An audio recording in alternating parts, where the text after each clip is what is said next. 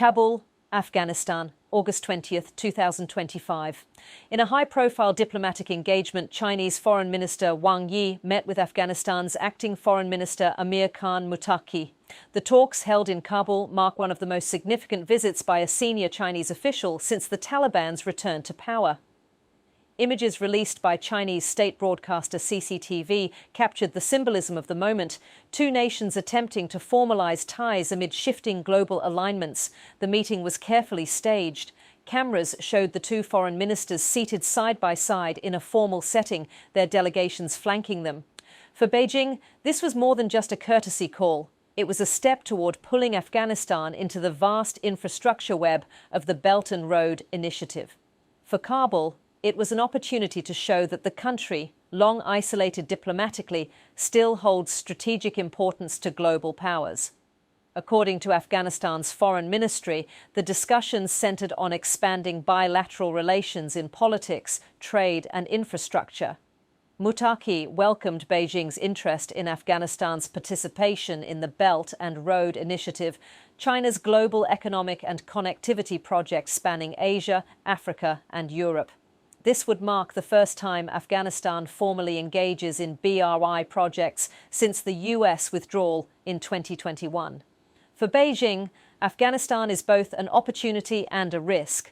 The country sits at the crossroads of Central and South Asia, offering potential transit routes for energy pipelines and railways. But instability, terrorism and a fragile economy have made foreign investment difficult.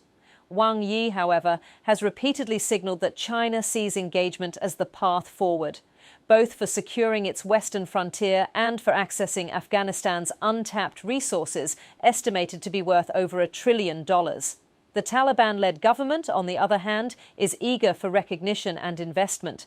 With Western aid frozen and sanctions tightening, Kabul has increasingly turned to its regional neighbours. China, unlike most Western countries, never closed its embassy after the Taliban takeover in 2021. That continuity has positioned Beijing as one of the few major powers willing to engage directly, giving the Taliban leverage on the world stage. China's interest also reflects broader security concerns. Beijing has long feared that instability in Afghanistan could spill over into its Xinjiang region, home to the Uyghur Muslim minority.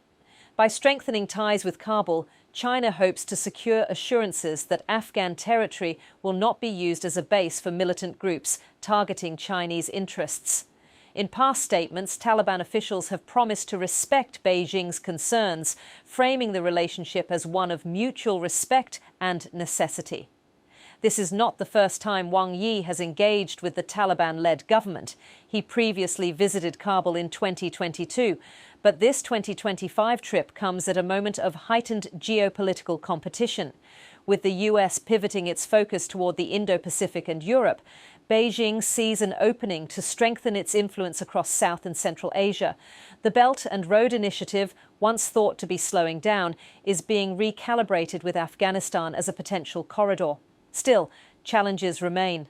Afghanistan's dire humanitarian crisis continues, with millions facing food insecurity and unemployment at record highs. Foreign investment has been stymied by the lack of international recognition of the Taliban government, making it difficult to guarantee contracts or safeguard financial transactions. Analysts warn that without broader legitimacy, Kabul's embrace of projects like BRI may struggle to yield concrete results. Yet, symbolism often carries weight in diplomacy. By hosting Wang Yi, Kabul signalled to its domestic audience that it has powerful allies beyond its borders. And for Beijing, the visit sends a message not only to Afghans, but also to the international community. China intends to play a decisive role in shaping Afghanistan's future. The carefully choreographed images from Kabul underscored that message: handshakes, smiles, and promises of cooperation. As the delegations departed, the formalities gave way to a larger question: can Afghanistan truly become part of China's Belt and Road Initiative, or will its instability continue to push investors away? For now, both sides appear optimistic. But as history has shown, Afghanistan is a place where diplomacy and geopolitics often collide with harsh realities on the ground. This visit may be remembered as the start of a new chapter, or another fleeting moment of promise. Images published by Chinese state media show Foreign Minister Wang Yi meeting his Afghan counterpart Amir Muttaqi in Kabul. The meeting focused on the expansion of bilateral ties, according to a statement from Afghan's foreign ministry, with Wang expressing interest in Afghanistan's formal participation in the Belt and Road Initiative.